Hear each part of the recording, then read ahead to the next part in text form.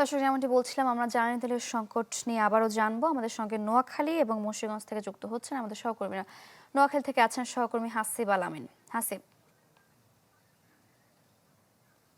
সারিকা, আমি এই মুহূর্তে যে ফিলিং স্টেশনে অপেক্ষা করছি এটি চাটখিল উপজেলায় অবস্থিত। নোয়াখালীতে মোট 30টা ফিলিং স্টেশন রয়েছে। প্রতিটা ফিলিং স্টেশনে একই অবস্থা, যে মূলত জ্বালানি তেলের তীব্র সংকট। যখন কোথাও এক জায়গায় জ্বালানি তেল দেওয়া হবে বলছেন, তখনই ভোক্তারা সেখানে মৌমাছির মতো ঝাঁপিয়ে পড়ছেন। মূলত গত 1 মাস ধরে এই সংকটটি বিরাজ করছে। তবে যখন জ্বালানি তেল দেওয়ার খবর শোনা যায়, তখনই সেই দীর্ঘ লাইন, ঘন্টার পর ঘন্টা অপেক্ষা করতে হয় তাদেরকে। প্রায় 3 ঘন্টা, 4 ঘন্টা কিংবা তারও অধিক সময় অপেক্ষা করে 200 কিংবা 300 টাকার তেল মিলছে। সরকার থেকে বলা হলেও জ্বালানি তেলের ঘাটতি নাই, তবে এই নোয়াখালী এলাকায় এর ঘাটতি প্রকট আকারে ধারণ করেছে। এখানকার যারা কৃষক রয়েছে তাদের সেচ, কিছুদিন পরে তারা ধান তুলবেন, এই সময় তারা সেচ দিতে পারছেন না বলে তারা বিপাকে পড়ছেন। যারা কর্মজীবী রয়েছেন, যারা অন্যান্য ভোক্তা রয়েছেন, বাইকার রয়েছেন, তারাও তেল না পেয়ে বিপাকে পড়ছেন। এছাড়াও নোয়াখালী হাতিয়া উপজেলা, এটি মেঘনা বেষ্টিত জেলা। এই জেলার মানুষজন অথবা তারা বেশিরভাগই মূলত জেলে পেশায় জড়িত। তারা ডিজেল না পেয়ে নদীতে যেতে পারছেন না, তারা সংকটে পড়ছেন। এখানকার যে জেলেরা রয়েছেন তারা অনেকটা ঋণগ্রস্ত হয়ে পড়েছেন। অতিরিক্ত দামেও তারা ডিজেল কিনতে পারছেন না। যদিও কখনো তারা নদীতে যাচ্ছেন, সেই যে টাকা খরচ তাদের হচ্ছে তার থেকে 3 ভাগের 1 ভাগ তারা পাচ্ছেন। এখানকার সংকট আসলে তীব্র আকার ধারণ করেছে। সারিকা, এই ছিল নোয়াখালী থেকে সর্বশেষ। হাসিব, ধন্যবাদ আপনাকে।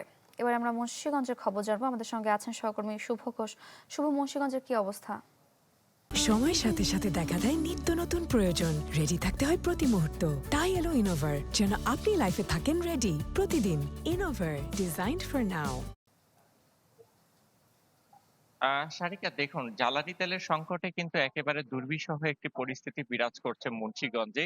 এখানে ঘন্টার পর ঘন্টা অপেক্ষায় থেকেও কিন্তু তেল পাচ্ছেন না গ্রাহকরা। বিশেষ করে মোটরসাইকেল চালক সহ বিভিন্ন যানবাহন চালকরা আমরা দেখছি যে ভোর থেকেই কিন্তু আসলে পেট্রোল পাম্প এলাকাতে লাইন ধরে দাঁড়িয়ে আছে। অথচ বিপরীত দিক থেকে দেখতে গেলে কিন্তু পেট্রোল পাম্পগুলোতে অকটেন নেই, সেই সাইনবোর্ড কিন্তু ঝুলিয়ে দেয়া হয়েছে। আমরা দেখছি যে আলু উত্তোলন মৌসুম চলছে, তাই ডিজেলের সরবরাহ সংকট থাকায় কিন্তু বেশ বিপাকে পড়েছে এই অঞ্চলের কৃষকেরা। তবে অভিযোগ রয়েছে, পাম্পগুলোতে আসলে তেল না মিললেও খোলা বাজারে কিন্তু আসলে স্বাভাবিক নির্ধারিত দামের চেয়ে দ্বিগুণ মূল্যে কিন্তু তেল পাচ্ছেন আসলে গ্রাহকরা। বিষয়টি নিয়ে কিন্তু আসলে তদারকি কিংবা খতিয়ে দেখার একটি জোরালো তাগিদ তারা দিয়েছে। মুন্সিগঞ্জের যে 14টি পেট্রোল পাম্প রয়েছে, আমরা খোঁজ নিয়ে জেনেছি অধিকাংশ পেট্রোল পাম্প কিন্তু আজ সকাল থেকেই আসলে বন্ধ রয়েছে, এবং সেইসব পেট্রোল পাম্পে কিন্তু আমরা শুনেছি যে আসলে গতকাল বিকেলের পর থেকে কিন্তু সেখানে তেলের সরবরাহ শেষ হয়ে যাওয়ার কারণে সেসব পেট্রোল পাম্পগুলো বন্ধ রয়েছে। শুভ, ধন্যবাদ আপনাকে।